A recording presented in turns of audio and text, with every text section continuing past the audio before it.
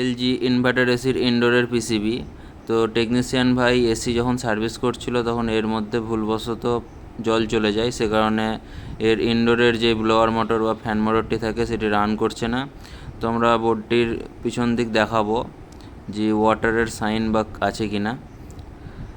তো দেখতে পাচ্ছেন এখানে ময়েশ্চারের মতো দেখতে পাচ্ছেন, তো ওয়াটারের সাইন আছে।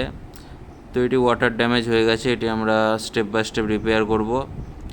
তো এর ফ্যান মোটরটি রান করছে না। তো দেখতে পাচ্ছেন আমরা বোর্ডটি সাকসেসফুলি রিপেয়ার করে দিয়েছি। দেখতে পাচ্ছেন এই রিমোটটির ডিসপ্লেটি ভাঙা আছে, আর এটি অরিজিনাল রিমোট নয়, সুইটেবল ফর এলজি লেখা আছে, মানে কপি রিমোট। তো আমরা অন করে দিলাম, দেখতে পাচ্ছেন মোটর রান করে গেছে।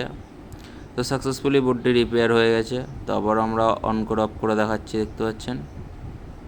তো সাকসেসফুলি বোর্ডটি রিপেয়ার হয়ে গেছে।